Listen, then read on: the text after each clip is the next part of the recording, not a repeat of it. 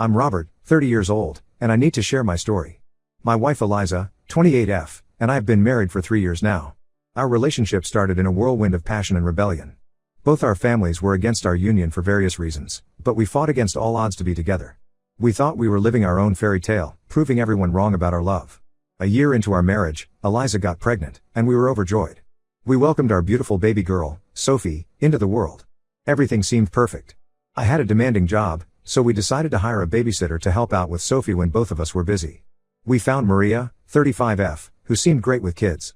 She often came with her husband, Tom, 37M, who would drop her off and pick her up. I didn't think much of it at first.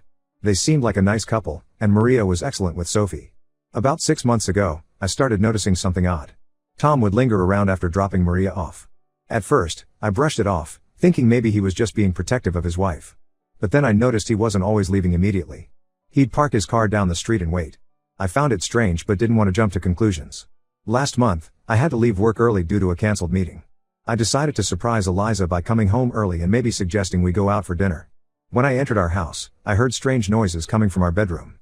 My heart started racing as I approached the door. What I saw next will haunt me forever. Eliza was in bed with Tom, our babysitter's husband. They were so engrossed that they didn't even notice me at first. Maria was sitting in a chair in the corner of the room, just watching them. I felt like I was in some twisted nightmare. I must have made a sound because suddenly all eyes were on me. Eliza's face went pale, and Tom scrambled to get dressed. Maria just sat there, looking oddly calm. I couldn't process what was happening. I stumbled out of the room and went to check on Sophie, who was thankfully napping peacefully in her room. When I came back, Eliza was in tears, begging me to let her explain. Tom and Maria had left. I couldn't even look at my wife. I asked her how long this had been going on. She confessed that it had been happening for months. But the real shock came when she told me that she had been paying Maria extra to allow this arrangement. My wife, the mother of my child, had been paying our babysitter to let her cheat on me with the babysitter's husband. The level of betrayal and deceit was beyond anything I could have imagined. I was completely broken. The woman I had fought so hard to be with, the one I thought was my soulmate, had betrayed me in the worst possible way. I wanted to leave right then and there, but Sophie's face flashed in my mind. She was innocent in all of this, and I couldn't bear the thought of her growing up in a broken home. Against my better judgment, I decided to give Eliza a second chance for Sophie's sake. I laid down some strict rules. Maria and Tom were out of our lives for good. Eliza had to be completely transparent with her phone and social media, and we would start couples counseling immediately. Eliza agreed to everything, crying and promising she would change. She swore it was a moment of weakness that spiraled out of control. I wanted to believe her, but every time I looked at her, all I could see was her with Tom. The next few months were hell. I was dying inside every day. The trust was completely shattered, and no matter how hard Eliza tried, I couldn't shake the feelings of hatred and disgust that had taken root in my heart. But I put on a brave face for Sophie, trying to create a semblance of normalcy in our home. I threw myself into work and spent every free moment with Sophie. Eliza and I barely talked beyond what was necessary for co-parenting. The counseling sessions were painful and felt pointless. How do you rebuild something that's been so thoroughly destroyed? 2 years passed in this miserable state.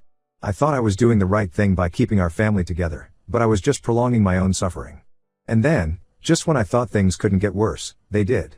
My friend Jack called me last week. He had seen Eliza at the mall, and she wasn't alone. She was with Tom, holding hands and acting very much like a couple. Jack sent me a picture, and my world crumbled all over again. I confronted Eliza as soon as she got home. At first, she tried to deny it, saying Jack must have been mistaken. But when I showed her the picture, she broke down. She admitted that she had never stopped seeing Tom. All those shopping trips and girls' nights out had been lies. She had been living a double life this entire time. I was done. No more second chances, no more sacrificing my happiness for a failed marriage. I told Eliza to pack her bags and leave. She begged and pleaded, saying she would change for real this time, but I was beyond caring. I had given her 2 years of my life that I could never get back. I've contacted a divorce lawyer, and we're moving forward with the proceedings. I'm fighting for full custody of Sophie. Given Eliza's infidelity and deception, my lawyer thinks we have a strong case. I'm not giving Eliza a cent in alimony. She made her choice, and now she has to live with the consequences. I know the road ahead won't be easy, especially for Sophie, but I can't continue living this lie. I'd rather be a happy single father than a miserable married one. I'm sharing this story because I need support and advice. How do I move forward from here? How do I explain this to Sophie when she's older? And most importantly, how do I trust anyone again after this level of betrayal? Update 1. It's been 2 weeks since my last post, and I want to thank everyone for their support and advice. A lot has happened, and I'm still trying to process it all. First, the divorce proceedings are moving forward. My lawyer is confident about our case for full custody of Sophie. Eliza has moved out and is staying with her parents. They've been calling nonstop, trying to convince me to give her another chance, but I'm standing firm. Now, here's where things take an unexpected turn. Remember Maria, our ex-babysitter? Well, she reached out to me last week, asking to meet. I was hesitant at first, but she insisted it was important. We met at a coffee shop, and what she told me turned my world upside down once again. Maria confessed that she and Tom had been working together to scam couples for years. They would find couples where one partner was vulnerable or unhappy, and Tom would seduce them. Maria would then use this as blackmail material to extort money from the cheating partner. In our case, Eliza had fallen for their trap hook, line, and sinker. I was stunned. Maria showed me evidence, text messages, bank transfers, even some videos, which I refused to watch. She said she was coming clean because she couldn't live with the guilt anymore.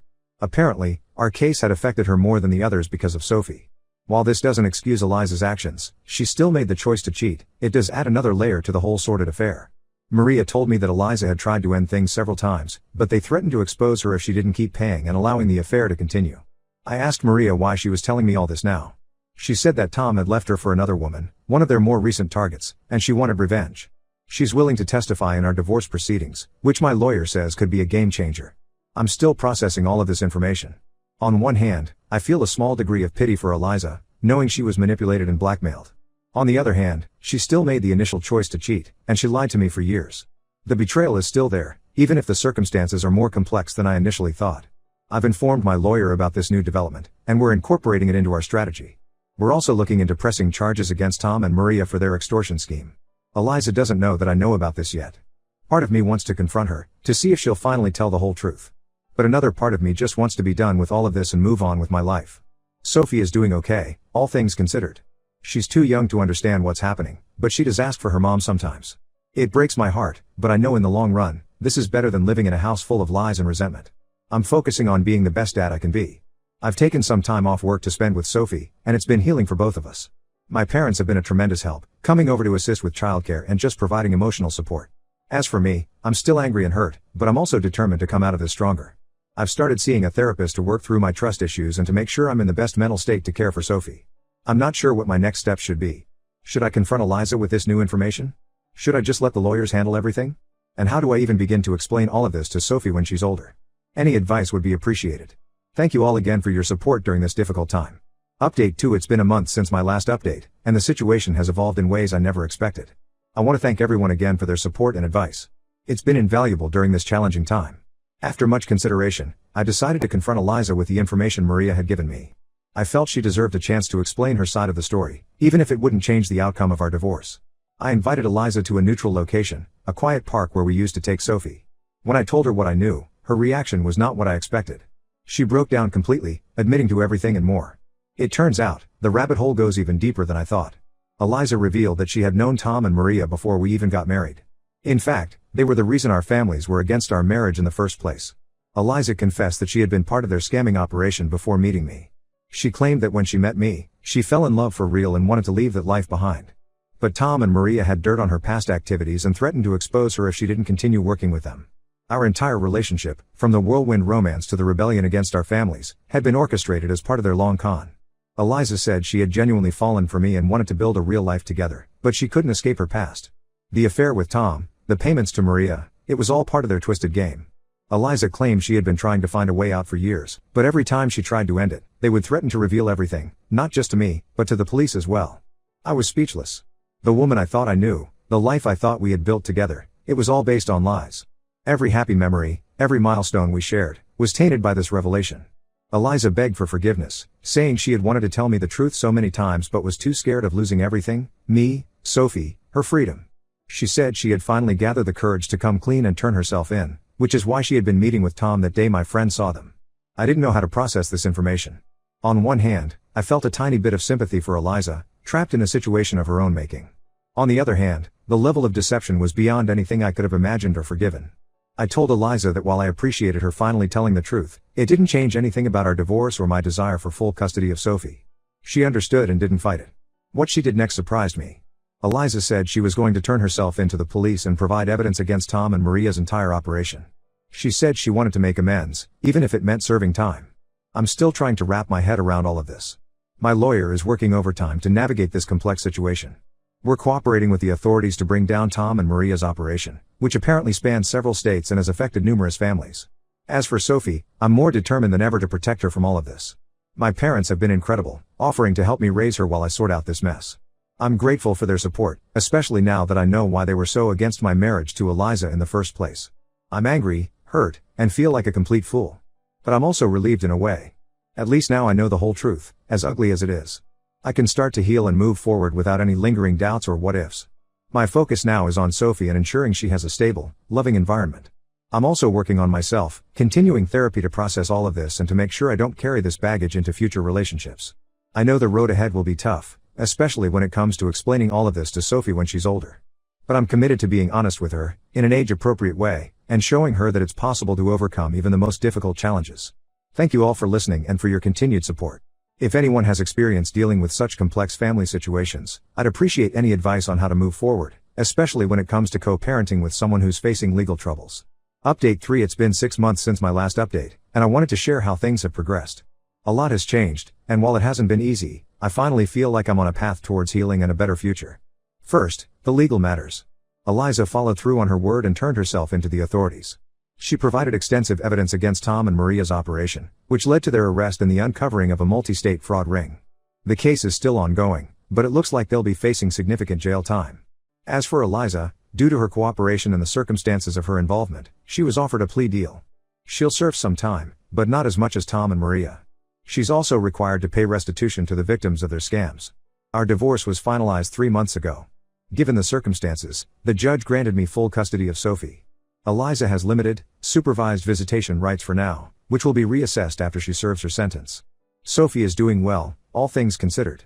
She's too young to understand the complexities of the situation, but she knows that mommy did something wrong and has to go away for a while.